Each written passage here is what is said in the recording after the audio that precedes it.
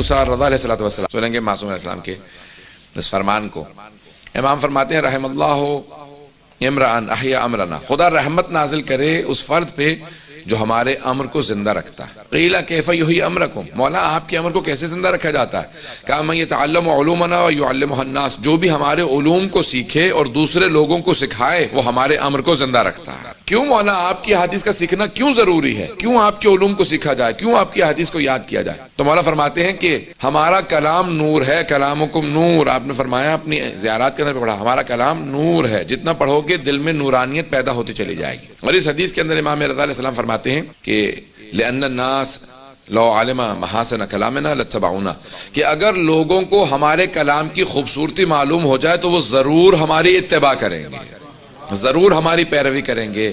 لوگوں کو ہمارے کلام کی خوبصورتی معلوم ہی نہیں ہے، اگر معلوم ہو جائے تو ضرور ہماری پیروی کریں گے. ائمہ علیہ السلام کے فرامین میں بے انتہا برکات ہیں، بے انتہا برکات. اگر کوئی فرمان معصوم کو پڑھتا ہے تو لازماً اس کے اندر کشش پیدا ہوتی ہے معصوم کو اور زیادہ جاننے کی. 93-94 کی بات ہے کہ برمنگھم میں جب میں اس زمانے میں کالج میں تھا تو ایک عیسائی تھا 100 میکسمز حدیث کی کتاب آف علی بن ابی طالب، امام علی علیہ السلام کی 100 احادیث، مختصر احادیث کتاب کیا تھا بکلیٹ عربی اور اس میں انگلش لکھی تھی. اس نے کہا کہ میں لے سکتا ہوں، فری بانٹ رہے تھے ایک صاحب.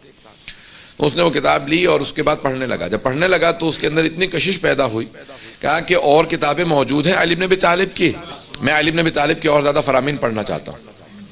انہوں نے اور زیادہ حدیث کی کتابیں دی، یہاں تک کہ آخر میں اس نے وہ اتنا عاشق امیر المومنین ہو گیا، کہا کہ میں اور کوئی بڑی کتاب ہو مجھے ان کی پڑھنی ہے تو نہج البلاغہ دی گئی. نہج البلاغہ دی، کہا کہ بھی اگر تمہیں پسند آئے تو اوروں کو بھی دینا. کہا ٹھیک ہے. اتنا عاشق ہو گیا کہ اس نے 4 مہینے میں 1/3 نہج البلاغہ حفظ کر لی تھی. اور وہ خود کہتا تھا بعد میں جب وہ شیعہ ہو گیا تو کہنے لگا کہ میں جہاں جاتا تھا اپنے دوستوں میں، عیسائیوں میں، کرسچنز کے درمیان میں، تو سب کہتے تھے اب وہ آ رہا ہے وہ علی بن ابی طالب کو سنائے گا. جہاں جاتا تھا سب کہتے تھے بس اب علی بن ابی طالب کو سننے کے لیے تیار ہو جاؤ، یہ آ رہا ہے یہ علی بن ابی طالب ہی کو سنائے گا. تو بیٹھتا تھا علی نے یہ کہا، علی نے یہ کہا، یہاں تک کہ وہ اتنا عاشق نہج البلاغہ ہوا کہ وہ خود سے کہنے لگا اس شیعہ نوجوان سے کہ میں علی ابن ابی طالب سے ملنا چاہتا ہوں. ہمیں تو قدر نہیں ہو پاتی نا نہج البلاغہ کی، کیونکہ ہم اس گھرانے میں پیدا ہوئے جہاں گھر میں بچپنے سے نہج البلاغہ دیکھی. کہا میں علی ابن ابی طالب سے ملنا چاہتا ہوں. وہ بھی بہت تیز لڑکا تھا، اس نے کہا آؤ میں تمہیں ملا دیتا ہوں. اس نے کہا اگر بتا دیا کہ شہادت ہو گئی ہے تو پھر یہ اسلام کی طرف نہ آئے.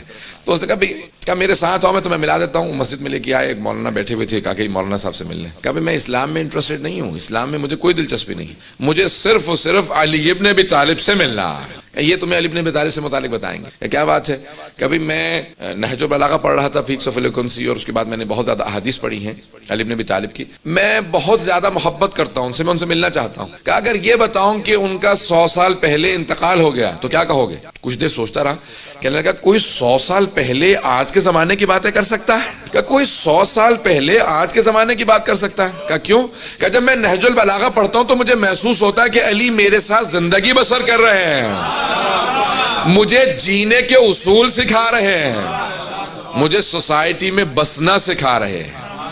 نہج البلاغہ 100 سال پہلے کیسے کوئی ممکن ہے کہ 100 سال پہلے گزرا اور آج کے زمانے کی ایسے حالات کو جانتا ہو جیسے علی جانتے؟ اور اگر میں کہوں کہ 200 سال پہلے ان کا انتقال ہو گیا تو پھر کیا کہو گے؟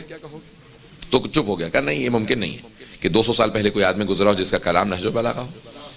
اور اگر کہوں 500 سال پہلے تو کہا آپ مجھ سے مذاق کر رہے ہیں. کہ نہیں، اگر کہوں 1000 سال پہلے گزرا تو اب خاموش ہو گیا، جواب ہی دینا بند کر دیا اس نے. اور اگر کہوں 1400 سال پہلے علی بن ابی طالب نامی ایک انسان گزرا اور اس نے یہ کلام کہا، کہ مجھے تعجب ہے کہ 1400 سال پہلے کوئی آدمی کا ان کی شہادت 1400 سال پہلے ہوئی ہے. کہ یہ کون تھے؟ کہ یہ مسلمانوں کے جو نبی ہیں ان کے بھائی تھے، ان کے وصی تھے، ان کے وزیر تھے، ان کے خلیفہ تھے. اب جاننا چاہتے ہو اسلام سے متعلق؟ کھڑا ہوا، اٹھا اور باہر چلا گیا. 1-2 ہفتے تک بالکل غائب رہا. اس کے بعد آیا، کہا میں نے بہت سوچا ہے اور اب سوچنے کے بعد مجبور ہوا ہوں کہ میں اس دین کو سمجھنا چاہتا ہوں جس دین کے پیشوا کا نام علی ابن ابی طالب ہے.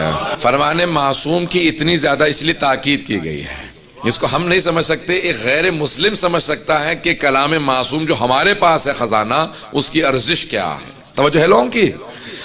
عزیزان گرامی، اس کے بعد وہ مسلمان ہوا اور اس نے کہا کہ بھئی میرا نام میں ایسا رکھنا چاہتا ہوں اس کے اندر کوئی علی کی غلامی آنی چاہیے. تو اس نے اپنا نام رکھا عبدالعلی مہدی. عبدالعلی مہدی، اب سے یہاں مراد یعنی غلام جس کو آپ کہتے ہیں.